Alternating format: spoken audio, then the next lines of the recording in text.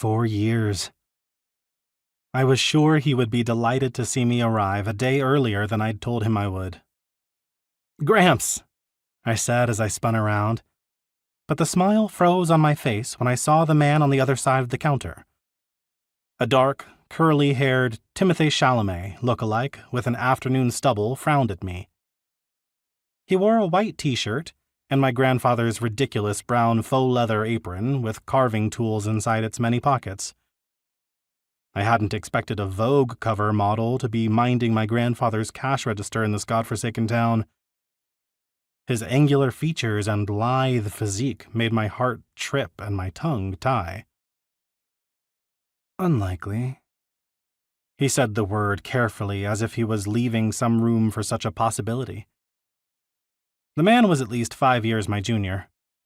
I would have laughed, but my attention was on the fact that my palms grew slick with cool sweat. "You are a cutie," I thought, then guarded myself from the instant pull I felt deep in my chest. "Who the hell are you?" I asked. I focused my annoyance on his low-effort sarcasm. "He said hell," whispered the boy, tugging at his mother's jacket, his eyes like saucers. The hot twink, who was also wearing antlers, glared at me, then gave a bright smile to the boy and his mother. "I'm so sorry about that. You're right.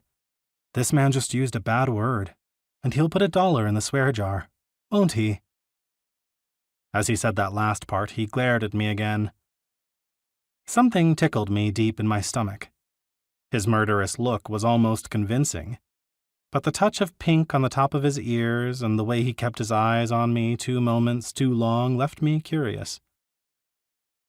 I reached for my wallet, muttering to myself while Santa's elf produced a jar from under the counter. A tip jar, I suspected, but a jar nonetheless. I flapped my wallet open and stepped up to the counter. "Sorry," I whispered to the woman who had no patience for me. I sighed and looked at the young man who crossed his arms over his chest.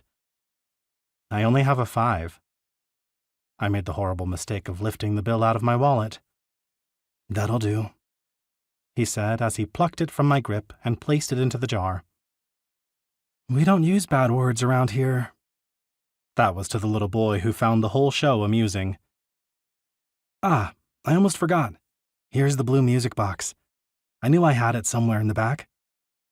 The young man was bubbling with joy as he presented the woman with a pastel blue music box.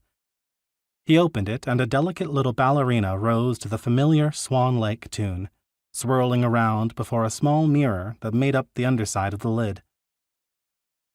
"I knew I would find it here," the woman said. She beamed at the box.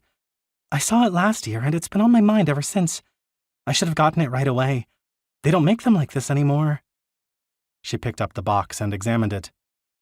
"You've been here before, then?" the young man asked. His brown eyes twinkled when they caught the lights of the chandelier.